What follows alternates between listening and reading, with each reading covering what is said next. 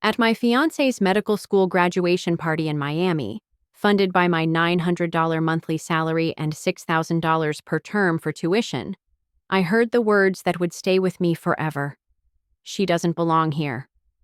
Kevin's voice cut through the celebration like a blade. His mother, Diana, laughed, her words dripping with disdain. You thought you were part of this family. I didn't argue. I simply smiled, left without a scene, and made a silent plan. He would regret this. The words sliced through the noise, sharp and sudden like broken glass. I froze mid-step, champagne flute trembling in my hand as Kevin's voice, the same voice that had whispered forever against my skin on countless nights, dismissed my very existence with casual cruelty. Diana's laughter followed, cold and cutting. You thought you were part of this family. But I'm getting ahead of myself. That moment would come later.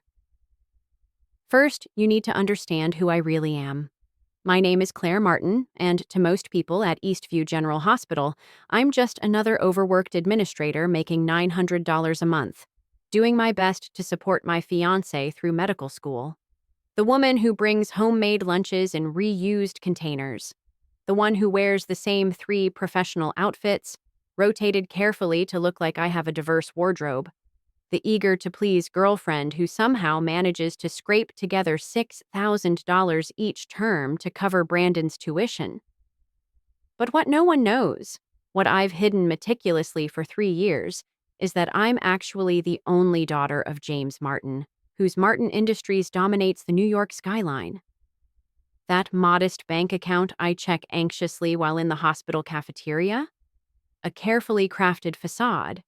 The real money is sitting in a trust fund, one that would make Brandon's jaw drop if he ever saw the balance. This morning, as usual, I woke at 5:30 a.m. in my modest apartment. Yes, I maintain 2 residences. I dressed in a simple blouse I deliberately purchased from a discount store and took out the calculator as I pretended to balance my checkbook at the kitchen counter, creating the illusion of financial struggle that Brandon has come to expect. Babe, don't forget I need the tuition payment by Friday, Brandon reminded me, not even glancing up from his medical journal. He lounged on my worn sofa, his designer watch, which he claimed was a replica, catching the morning light. I've got it covered, I replied, just like I always did. He kissed my forehead absently before leaving. You're the best. I don't know what I'd do without you. Neither do I, Brandon. Neither do I. By 7 a.m., I was at my desk in the hospital administration office, processing medical billing claims, a job I'm actually overqualified for, thanks to my MBA from Columbia. But it's the perfect cover. No one questions why the boss's daughter would take a low-paying hospital position because no one knows I'm the boss's daughter. At lunch, I stepped outside for a different kind of call. The Singapore investment is up 12%, I informed my father softly, ensuring privacy. We should move on the property near Lincoln Park before the end of the quarter. Claire, he sighed, the familiar mix of concern and frustration evident in his voice. This charade has gone on long enough. You're managing millions in real estate, pretending you can barely make rent. For what? A man who doesn't even know who you really are? That's exactly why I need to do this, Dad, I replied, watching hospital staff walk past, unaware that the woman in sensible shoes was in the middle of a multi-million-dollar negotiation. Brandon fell in love with me, not the Martin fortune. My father's silence spoke volumes. Enough, I said, changing the subject. I've set the date for the party. After Brandon's graduation ceremony next month, I'm giving him the keys to the penthouse I bought overlooking the hospital campus. I'll show him who I really am. James raised an eyebrow. And you're certain this is wise? 3 years, Dad, I said, my voice steady. 3 years of proving he loves me for me, not for my last name. Once he's a doctor, our lives can merge properly. My father didn't look convinced, but he respected my decision. I knew the truth. This had to be done. Not just for me, but for our future. What I couldn't admit to myself at the time were the tiny doubts starting to form. The small inconsistencies in Kevin's stories, the moments when his mask slipped, revealing a crack in the image he'd carefully crafted. The next morning found me back in administrator mode, buried in budget reports at my desk when Kevin appeared unexpectedly. "Lunch?" he suggested, flashing the smile that had first made my heart race. We sat in the hospital cafeteria, my homemade sandwich stark against the expensive takeout he'd brought. As he spoke animatedly about a tough diagnosis, I couldn't stop the nagging thought: where did the money for all these takeout meals come from when he's drowning in student debt?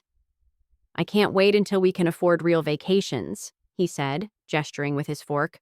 "No more of these budget constraints." I nodded, thinking of the keys to the penthouse hidden in my desk drawer at home, imagining the look on his face when he realized that the woman he thought he knew, ordinary Rachel, could give him everything he dreamed of and more. "Just a few more weeks," I said softly. "Until graduation." "God, yes, finally. Until everything changes," he added, not knowing how prophetic those words would turn out to be. That evening, I left early, heading to the penthouse I'd purchased near the hospital.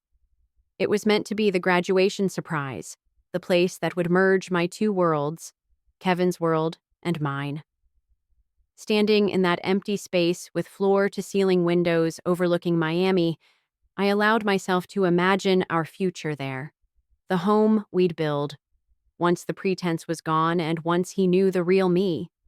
The irony wasn't lost on me. I'd created this elaborate deception to ensure Kevin loved me for me, not for my fortune. But in doing so, I'd never allowed him to see the real Rachel at all. "Just a few more weeks," I whispered to the empty rooms. "No more lies between us." What I didn't know then was that the only real lie in our relationship was one I wasn't yet aware of, and it had nothing to do with my hidden wealth. The first time I noticed something genuinely wrong was on a Tuesday evening in March. Kevin texted that he'd be late, a study group for an important cardiology exam. I had prepared his favorite pasta, timed perfectly for his usual 8 p.m. return. By 10:30, the food was cold, and I was staring at my phone when he finally arrived, just before midnight.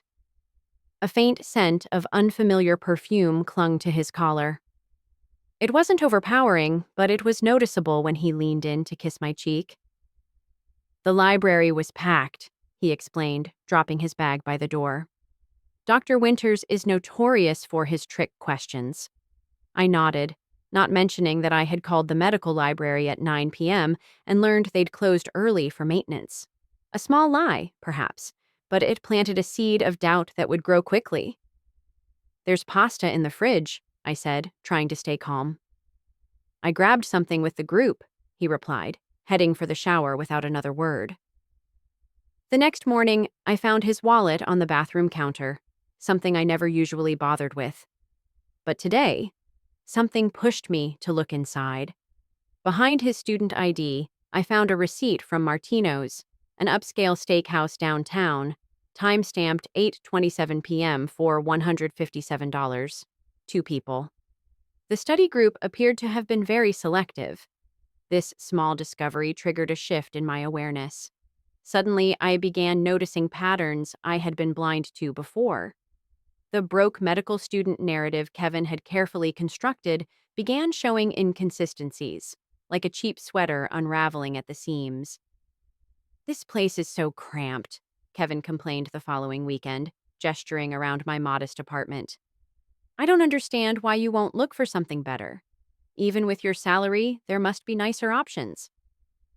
"That's what I can afford," I answered simply, maintaining my cover, though I wondered why the apartment that had felt cozy when we first met now felt cramped after 3 years. "If you'd let me help with your resume, you could get a better paying position," he said, scrolling through his phone. "Someone with your education should be making more."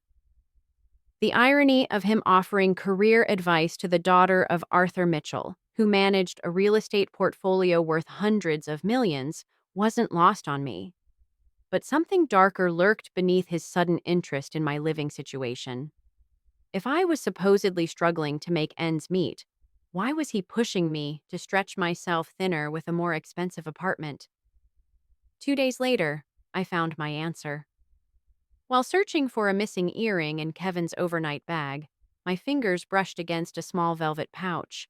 Inside were a pair of diamond stud earrings from Tiffany's, far more expensive than anything he'd ever given me.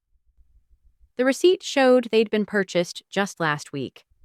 My stomach twisted as I carefully replaced everything exactly as I had found it.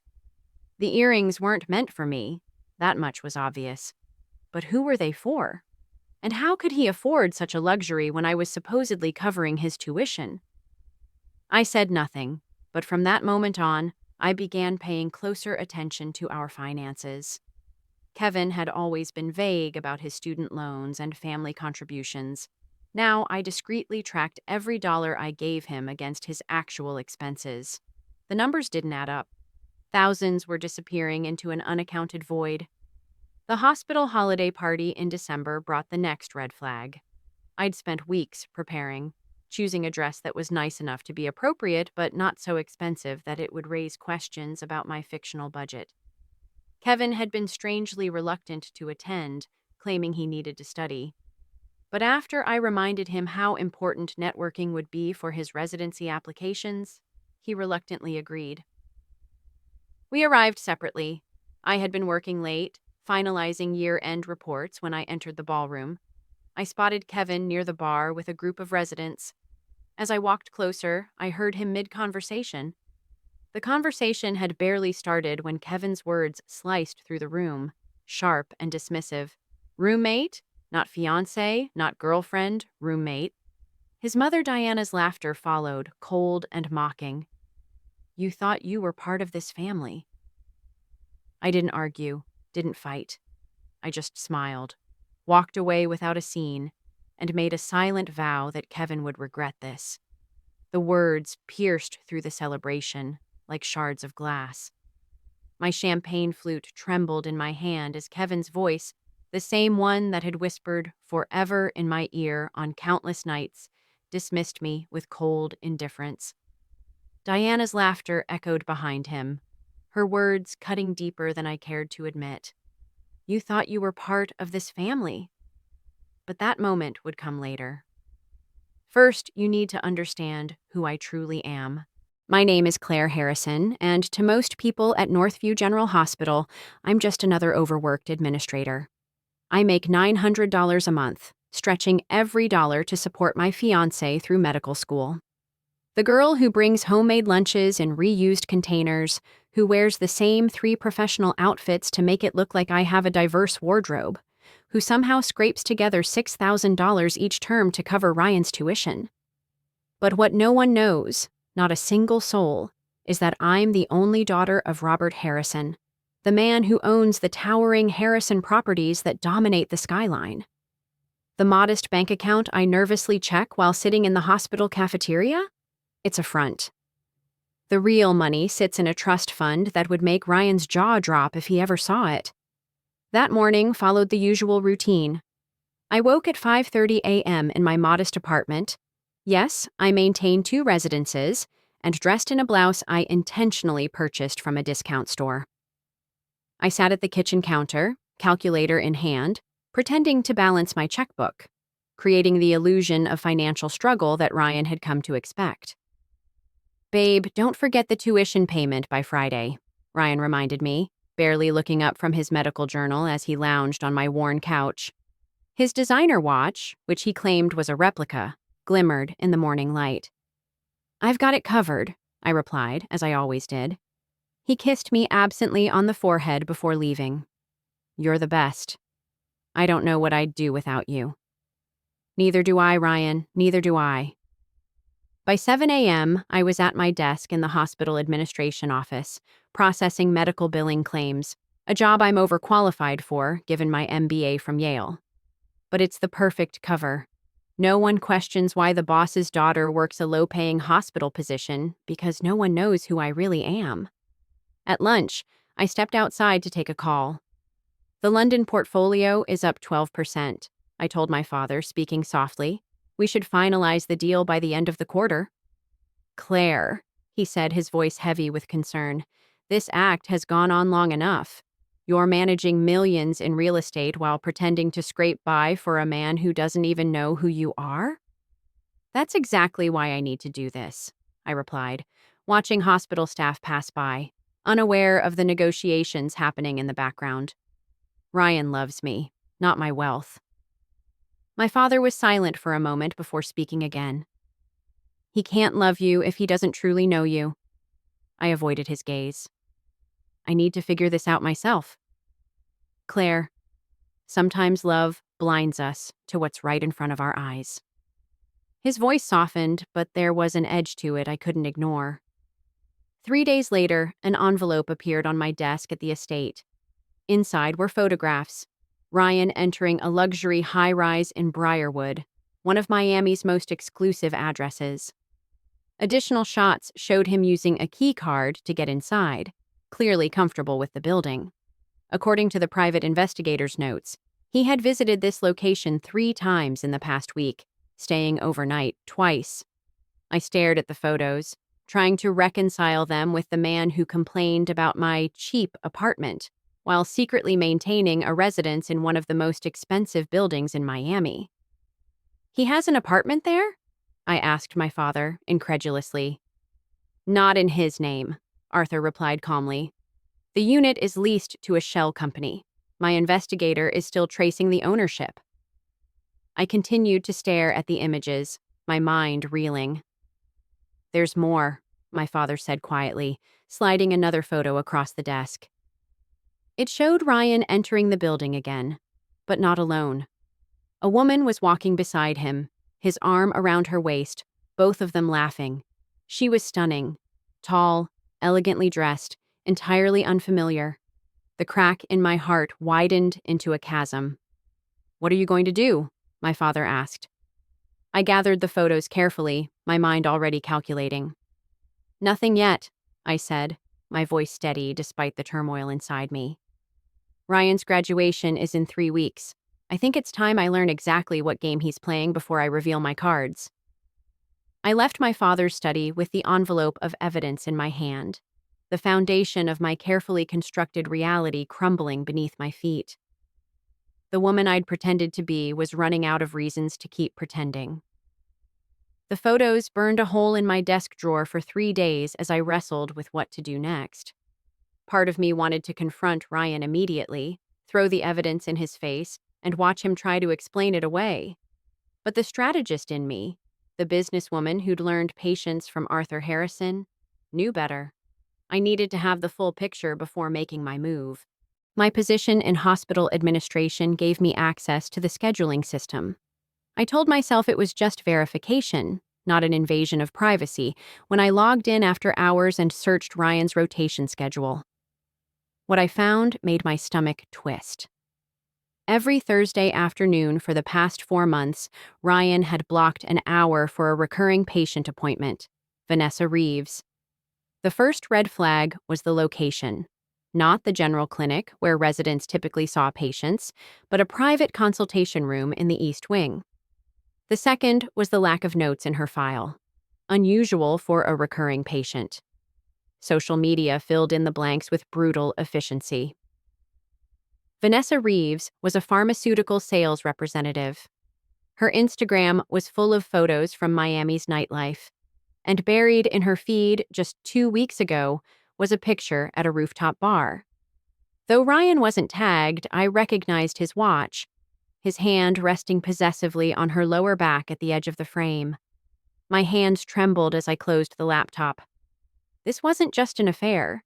The calculated nature of it, using hospital resources, blocking official time, suggested something far more deliberate. The next morning, I made my decision. If I was going to understand what was happening, I needed to talk to someone who might have experienced the same thing. Someone who knew Ryan before me. Finding Autumn Sullivan wasn't difficult. She'd transferred to Baptist Health 2 years ago, around the time Ryan and I started dating. I sent her a simple email requesting a meeting about staffing coordination between hospitals, using my administrative role as cover. We met at a small cafe halfway between our hospitals. Autumn arrived, polished but cautious, her red hair pulled back in a neat ponytail. Recognition flickered across her face when she saw me. "You're Ryan's fiancé," she said before I could introduce myself. "I've seen your picture on his desk." I nodded, suddenly unsure of how to proceed. "I'm sorry for the pretense about the hospital staffing," I began. Autumn studied me for a moment, then sighed. "What did he do?" The directness of her question caught me off guard. I hesitated, then answered, "I think he's seeing someone else. Maybe multiple someones." She didn't react, just gave me a knowing look. "And you want to know if this is a pattern?" she finished, signaling the waiter for coffee. "How much are you supporting him financially?" The question hit me like a punch in the gut. "What do you mean?" I asked, throat tight. "Tuition, rent, living expenses," she clarified, her tone matter of fact, not cruel. "How much are you paying?" "About $30,000 over 18 months, I answered, my voice trembling as I recalled the long nights of maxing out my credit cards and picking up extra shifts. "He said we were investing in our future." Autumn's eyes softened, her voice low. "And why did you transfer hospitals?" "Because after I caught him with someone else, a pharmacy student named Bianca, he made my life unbearable. He told people I was unstable, that I'd been stalking him after a brief fling." She wrapped her hands around her mug, holding it tightly. "It was easier to start fresh than fight the rumors." "Did he—" I hesitated. "Did he ask for specific amounts? Regular payments?" Autumn looked at me sharply. "6,000 per term for tuition, plus emergencies." "How did you know that?" I asked, the identical amount making my stomach churn. "Just a hunch," she said quietly. She leaned in, her expression serious. "Rachel, Kevin isn't just a cheater. He's systematic." After we broke up, Autumn continued, her voice tinged with bitterness. "I found notes he kept about me. How much I made, my promotion timeline, even my parents' financial situation. Like I was an investment he was researching." My pulse quickened. "Do you know how to reach Bianca?" I asked urgently. "She works for Meridian Pharmaceuticals now," Autumn replied, pulling out her phone. "We keep in touch, sort of. A survivors group of 2, she added grimly, smiling a little. 3, counting you." Bianca agreed to meet us that same afternoon. She arrived looking polished, confident, someone who had processed her anger and emerged stronger. Dressed in a designer suit, her stride was purposeful, her eyes full of empathy when they met mine. "I funded his MCT prep course," Bianca explained over iced tea, her voice steady. "Paid for his applications to medical schools, covered rent while he studied. Then suddenly I wasn't supportive enough of his dreams." 2 weeks later, he was with Autumn, who had better hospital connections, Bianca added bitterly. "Then he moved on to you." I swallowed hard.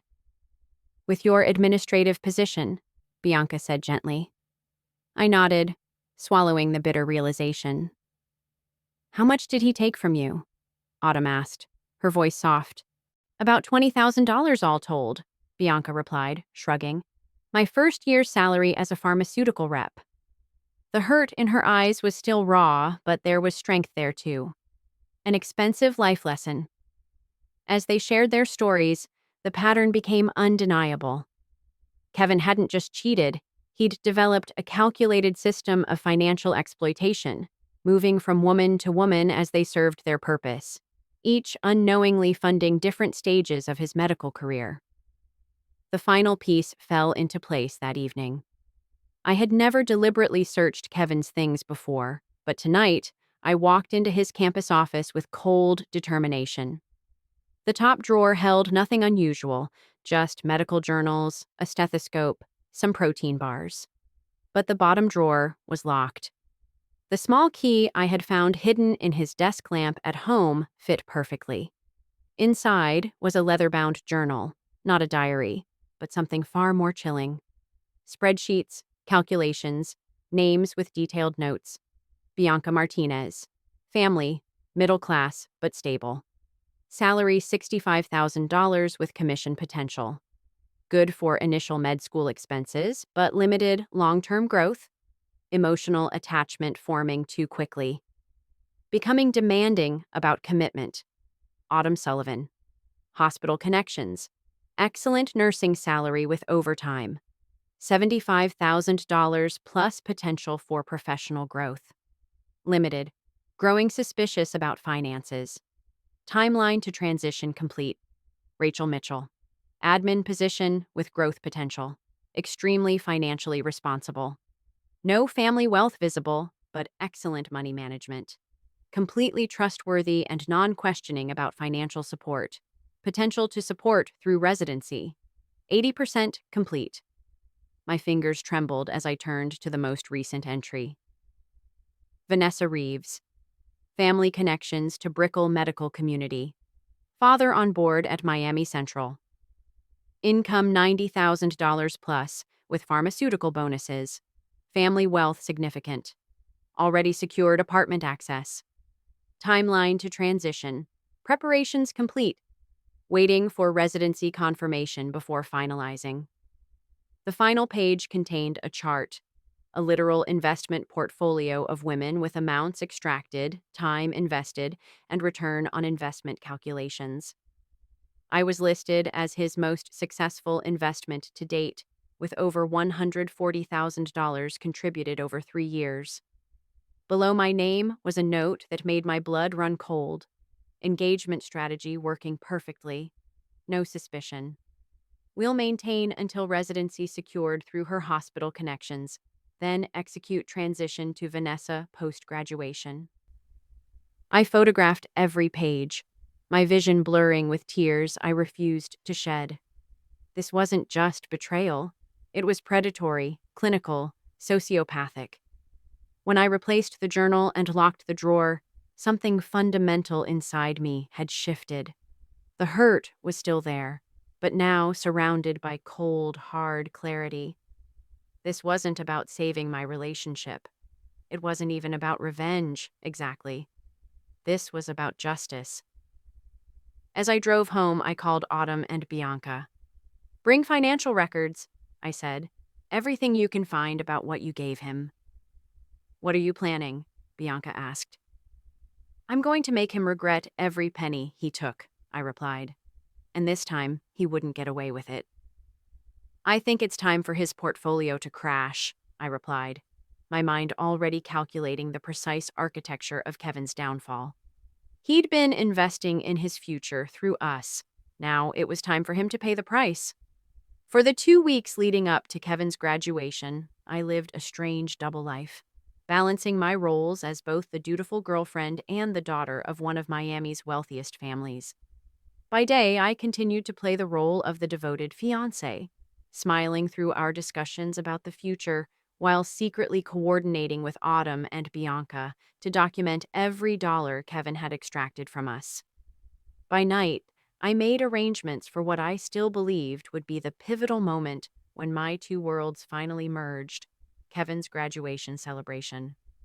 The Ocean Terrace Hotel, one of Miami's most exclusive beachfront properties, was not a venue a hospital administrator making $900 monthly could possibly afford.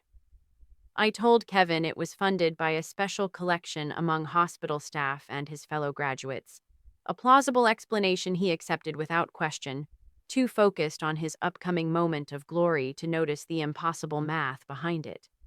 In reality, I arranged everything through 3 different event planners, using shell companies linked to my trust, but untraceable to the Mitchell name. The ballroom overlooking the Atlantic cost more for one night than my supposed annual salary. Every crystal champagne flute and orchid centerpiece was chosen with care. This was to be the night that changed everything. I wanted it to be perfect, though for entirely different reasons than I'd originally planned. The irony wasn't lost on me as I dressed for the evening. I selected a simple blue dress, maintaining my modest means facade. The penthouse keys I'd intended to present to Kevin sat in my jewelry box, replaced in my evening clutch by copies of his damning journal entries and a small digital recorder. Kevin and I arrived separately. He went early for the graduate procession, while I came later for the reception. The moment I entered the glittering ballroom, something felt off. Conversations faltered as I passed. Glances were exchanged, followed by hushed whispers. A woman I didn't recognize studied me with barely concealed amusement before turning to her companion, laughing at something that was clearly about me. Kevin stood across the room in his graduation regalia, surrounded by admirers, his mother Diana at his side. This was the first time we'd met in person despite our 3-year engagement. When Kevin spotted me, his smile faltered. Just a momentary slip before he recovered. He waved, but made no move to approach or introduce me to the group around him.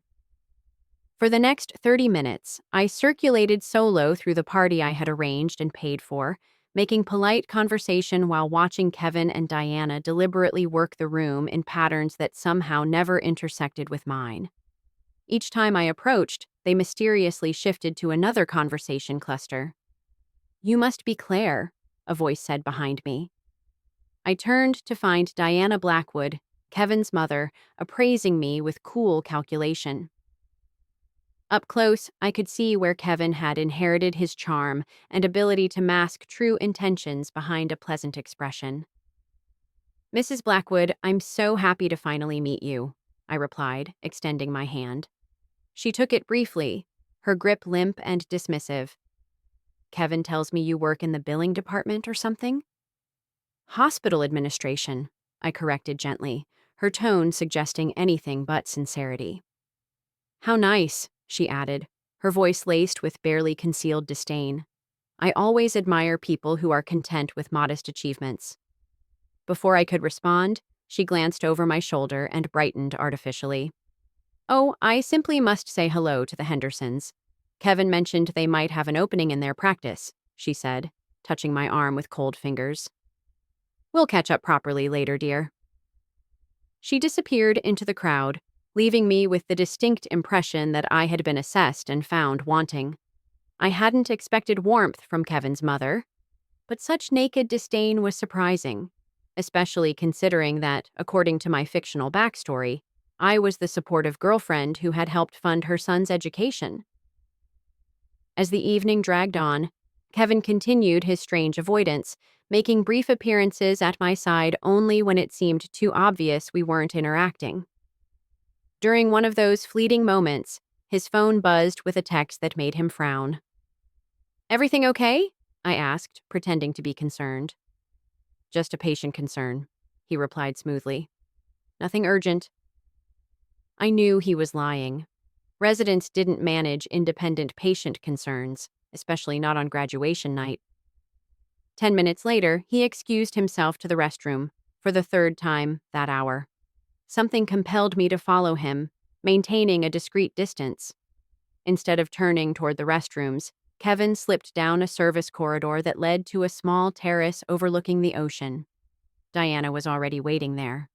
I positioned myself just inside the doorway, hidden behind a decorative palm. Their voices carried clearly in the night air. "She's starting to notice something's wrong," Kevin was saying. "I need to be careful these last few weeks." Diana scoffed. "I don't understand why you're dragging this out. The girl is obviously beneath you. No family connections, mediocre job, not even particularly attractive. She thinks we're getting married next spring." Kevin replied, "I need to maintain that until my residency position is confirmed. Her supervisor is on the placement committee and Vanessa..." She's getting impatient. Diana laughed. "You've always been good at managing your investments." "Yeah, Mom. I've already lined up someone better. Claire's just investment material, not family material." My heart stopped. I stood frozen, every word crashing through me like a storm. This was no longer just an affair. It was a full-on scheme, a calculation of who could serve him next. I didn't move until their conversation ended. I was no longer the woman who would let her heart lead her. I was someone else now, someone who wouldn't allow Kevin to destroy what I had worked so hard to build. That night, I returned home, the weight of everything I'd learned pressing down on me. The truth had surfaced, and it was far darker than I could have imagined. But the plan I'd devised, my plan, was just beginning to unfold. The words should have hurt, but instead, they simply confirmed what I already knew. I stepped back, intending to retreat before they noticed, but collided with a waiter. His tray of empty glasses clattered to the carpet, drawing Kevin and Diana's attention. For a moment, no one spoke. The look of panic that crossed Kevin's face was almost worth the 3 years of deception. I straightened my shoulders, my heart pounding, but my expression remained perfectly composed. Diana recovered first, her face morphing into a mask of social politeness. "Rachel, dear, we were just coming to find you," she lied smoothly. I glanced at Kevin. His expression cycled rapidly between shock, calculation, and damage control. "How much did you hear?" he finally asked. "Enough," I replied, stepping closer, my gaze unwavering. Something in my expression must have alarmed Kevin because he glanced around, spotting a security guard patrolling the terrace perimeter. With a subtle gesture, he beckoned the man over. "Is there a problem here, sir?" the guard asked, his voice a mix of confusion and authority. Kevin's transformation was immediate and complete. Gone was the panic-stricken man caught in a lie. In his place stood a confident young doctor radiating authority. "Yes," Kevin said calmly. "She doesn't belong here.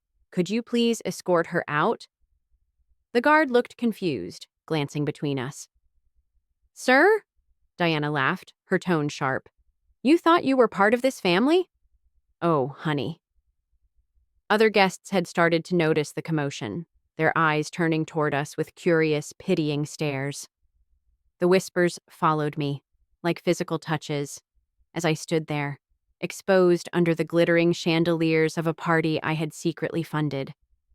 In that crystallizing moment of public humiliation, with 3 years of lies laid bare, I made a decision that would alter everything that followed. I didn't cry. I didn't scream. I didn't expose Kevin's scheme or reveal my true identity. Instead, I smiled with deliberate calm. I removed the modest engagement ring from my finger, the one he'd claimed had cleaned out his savings, but which I now knew had likely been purchased with another woman's money. I held it up to the light for a moment, then dropped it with a soft clink into Kevin's champagne glass. "Congratulations on your graduation, Dr. Blackwood," I said evenly. "I wish you exactly the future you deserve." Then I turned and walked out, my head high, my steps measured, ignoring the whispers that followed me across the ballroom. Not a single tear fell until I was safely inside my car, the door closed against the world. Only then did I permit myself one moment of pure, raw grief for the relationship I had thought was real. One moment to mourn the love that had never existed. Then I dried my eyes, started the engine, and began mentally calculating exactly how to dismantle Kevin Blackwood's carefully constructed future. I didn't drive to my small apartment that night. There was no reason to maintain the charade any longer. Instead, I drove directly to the waterfront high-rise where my real residence waited. A penthouse overlooking Biscayne Bay, one I had purchased 3 years earlier but rarely used, maintaining it only as a convenient meeting place for business associates who couldn't know about my dual identity. The doorman's eyes widened slightly as I stepped out of my modest Honda instead of the usual town car. "Good evening, Miss Mitchell. It's been some time," he greeted me. "Hello, George. I'll be staying here full-time now." "Very good, ma'am. Shall I have your things brought up from the car?" I shook my head. "There's nothing there I need anymore." The private elevator whisked me to the top floor, and when the doors opened directly into my foyer, the contrast from the cramped apartment I'd shared with Kevin was startling.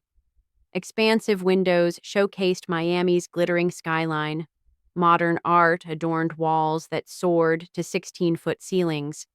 Everything gleamed with the quiet luxury of a space designed for someone who never needed to display their wealth to feel its worth.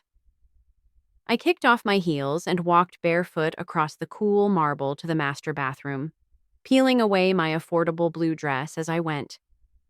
The scalding shower I stepped into felt like a ritual cleansing, washing away not just the evening's humiliation, but 3 years of deliberate diminishment. As hot water pounded against my skin, I allowed myself exactly 10 minutes of grief. 10 minutes to mourn not just Kevin, who had never been the man I thought, but the dream he had represented. The possibility of being loved for myself rather than my family name or fortune. When I emerged, wrapped in a plush robe, my skin flushed pink from the heat, I was transformed. The meek administrator was gone. In her place stood Claire Harrison, daughter of Arthur Harrison, heir to a real estate empire, and a businesswoman formidable in her own right. Ignored the 17 missed calls and 29 text messages from Kevin, each one more desperate than the last as he realized what his casual cruelty might cost him. Instead, I made a different call. Dad, it's me. You were right. I'm ready to be a Harrison again. The plan came together with clinical precision over the next 48 hours. I didn't waste energy on dramatic gestures or emotional outbursts. Kevin had treated me like a business investment, so I would return the favor by systematically dismantling the future he had built on the backs of the women he'd exploited. My first official move came Monday morning. Rather than reporting to my modest administrative office, I walked into the executive suite of Miami General Hospital and requested a meeting with Dr. Harold Winters, chairman of the board. Claire, he greeted me warmly, rising from behind his desk. We'd met at numerous charity functions over the years, though he had never connected me with the hospital employee who shared my name. Your father mentioned you might be stopping by. What can I do for you? I placed a slim folder on his desk. I'd like to introduce myself properly, Dr. Winters. I'm Claire Harrison, daughter of Arthur Harrison, and as of this morning, the majority stakeholder in the Coastal Medical Group. His eyebrows rose in surprise. The Coastal Medical Group was the parent company of 3 major hospitals in Miami, including Miami General, and the document in my hand was an official residency placement recommendation list. I opened the folder, revealing the hospital logo at the top, and placed it carefully in front of Dr. Winters. I believe this is the committee's current recommendation list, I began, my voice steady but sharp. I'd like to discuss some concerns I have about one of the candidates, Dr. Kevin Blackwood. By the time I left Dr. Winters' office, Kevin's carefully orchestrated future at Miami General had evaporated. There was no scene, no drama, just the quiet power of influence, properly applied.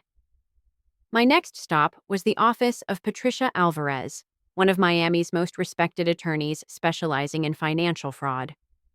As she reviewed the documentation I'd compiled with Autumn and Bianca, she nodded slowly. The pattern is clear, Patricia noted, tapping her pen on the desk. This isn't just a moral failing, it's potentially criminal. He deliberately misrepresented his intentions to secure financial support from multiple women. I'm not interested in criminal charges, I clarified. That would be too public, too messy. I want restitution for Autumn and Bianca, and I want it handled quietly but completely. And for yourself? Patricia asked, raising an eyebrow.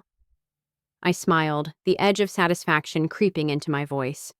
I have other plans for my own restitution. While Patricia began preparing the legal groundwork, I turned my attention to Diana Blackwood. Kevin's mother operated a boutique real estate agency in Boston, specializing in luxury properties, with a satellite office in Miami to capture wealthy snowbirds looking for winter homes. Her business depended almost entirely on referrals from developers and property managers, the very network that formed the core of Mitchell Properties' influence. One phone call to my father was all it took, I said, feeling the power of my position settle over me. Diana humiliated you publicly, Arthur said grimly after I explained the situation. That's not something we forget. No dramatic moves, I cautioned, knowing better than to make things too obvious. Nothing that could be traced back to us. Rachel, I've been handling delicate business situations since before you were born. By this time next month, Diana Blackwood will be wondering why her phone stopped ringing. Kevin's increasingly frantic messages continued throughout the week. At first, they demanded explanations, then offered apologies, and eventually they descended into thinly veiled threats about making me regret damaging his reputation with Dr. Winters.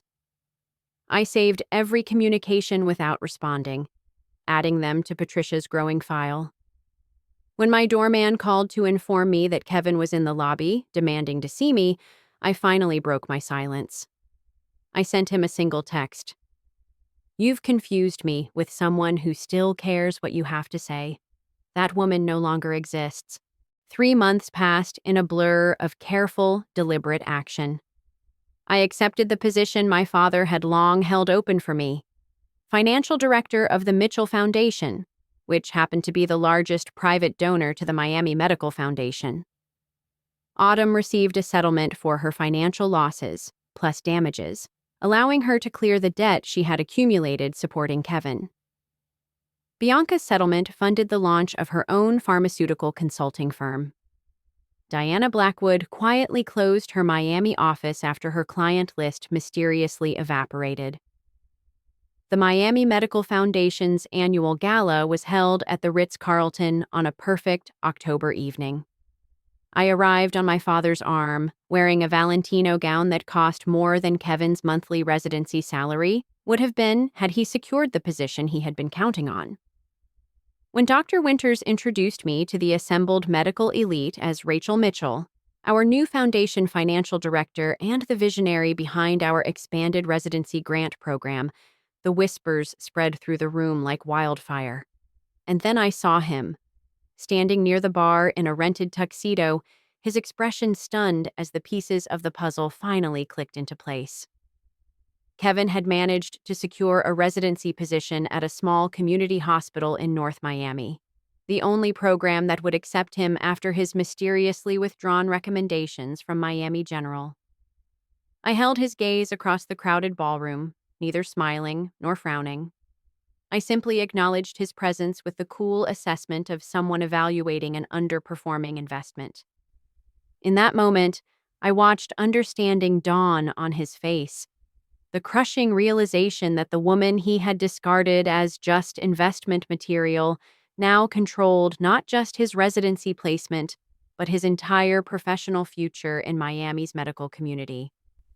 I raised my champagne glass slightly in his direction before turning away to greet the chief of cardiology, effectively dismissing Kevin from my attention. The soft gasp from Diana Blackwood, who stood nearby witnessing the exchange, was just audible enough to reach my ears.